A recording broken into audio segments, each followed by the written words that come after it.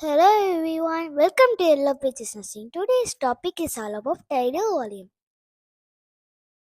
Before we enter into the session, if you have not subscribed our channel, please subscribe our channel and do not forget to hit the bell icon to receive instant notifications. Here are a few learning objectives we will be discussing in this session. Let's get into the topic. What is tidal volume? Tidal volume is simply the amount of air that moves in or out of the lungs with a single normal breath. Think of an ocean tide. When the tide comes in, it is the process of inhalation, and when it goes out, it is the process of exhalation. It's not a tsunami which is too big, nor it is a drought which is too small. It's just a regular rhythmic flow. The short form of tidal volume is Vt, which is measured in milliliters. The normal value for a healthy adult breathing on their own will be roughly 500 ml per breath. Now, let's see setting tidal volume on the ventilator, that is the golden rule. Always set tidal volume based on ideal body weight. Never set tidal volume using the patient's actual weight. Why do we do so?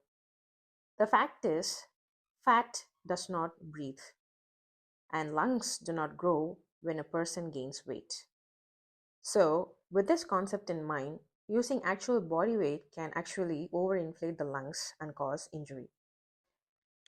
Ideal body weight, also called predicted body weight, is determined by height and gender, using which we calculate tidal volume in order to prevent overinflation of the lungs. How to calculate ideal body weight?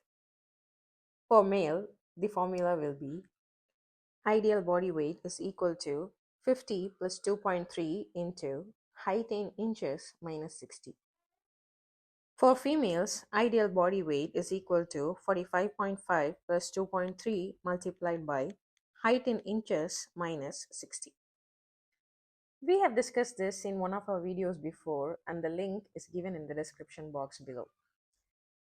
Ideal body weight comes in the form of charts and tables which we can use for our quick reference. Now, setting tidal volume on the ventilator. For standard lung health, 6 to 8 ml per kg of ideal body weight, and for ARDS, stiff lungs, 4 to 6 ml per kg of ideal body weight, which is the lung protective strategy. Next is step-by-step calculation of tidal volume. First step is we start with patient's height. For example, a male patient with height of 170 centimeter.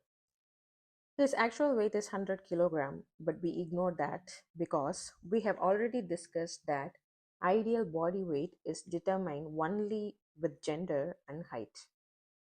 So the next step will be converting height from centimeter to inches. Height divided by 2.54 gives inches, and here 170 divided by 2.54 gives 67 inches. Next step is calculating the ideal body weight. Formula for male is 50 plus 2.3 into inches minus 60, which equals to 50 plus 2.3 multiplied by 67 minus 60, and the ideal body weight here is 66 kilogram.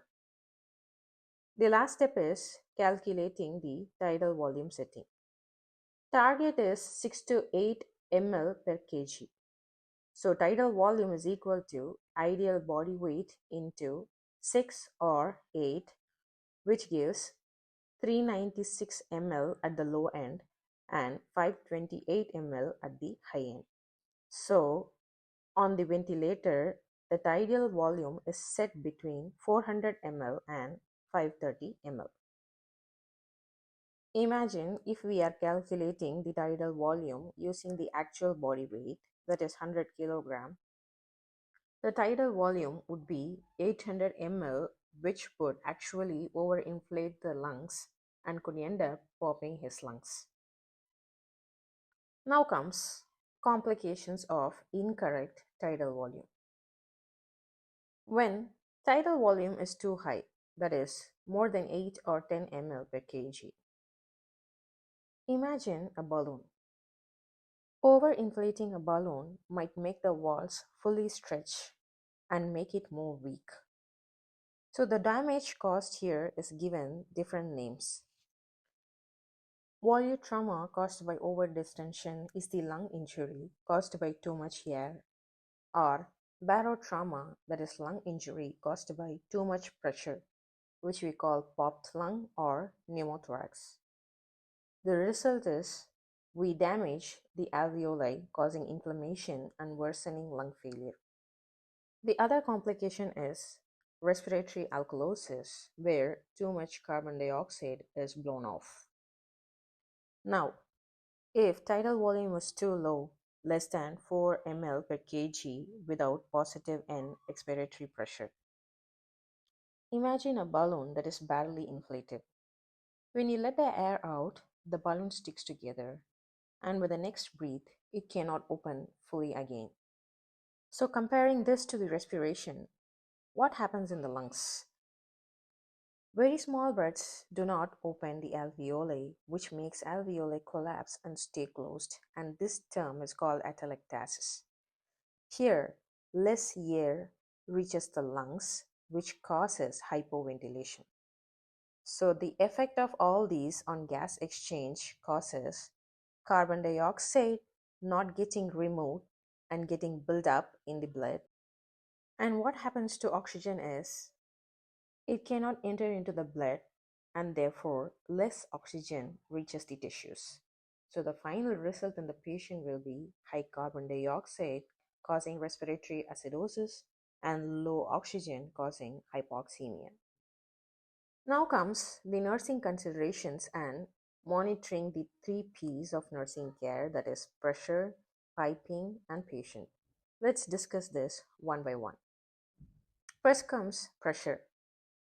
When there is alarm for pressure, it may indicate either high pressure alarm or low pressure alarm.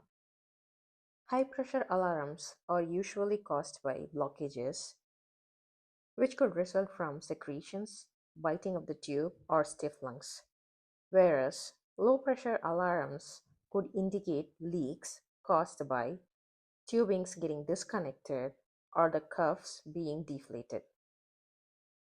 Here comes the next P, that is piping the equipment. Check from the machine to the patient for any disconnections, whether the tube has been disconnected from the tracheostomy or endotracheal tube, and check if there are any kinks, and also for the cuff pressure if the cuff is underinflated. Here comes the next P, that is patient, the person. Check for the chest movements if it is moving up and down evenly. If it is uneven, it might indicate that the tube might have slipped into one of the lungs. And check for the carbon dioxide levels. Here, high carbon dioxide might indicate that the tidal volume is too low, and low carbon dioxide might indicate that the tidal volume is too high. Check for comfort level if they are fighting with the breath, which might indicate that they need suction, sedation, or reassurance. Here comes the image of ventilator settings, which shows the tidal volume. So the tidal volume in this monitor is 450 ml. So here comes a question for your practice.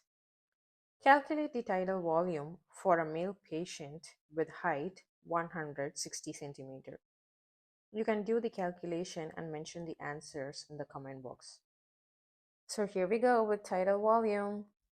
If you find this video useful, please like it, share it, and subscribe it, and do not forget to hit the bell icon to receive instant notifications. Thanks for watching and have a nice day.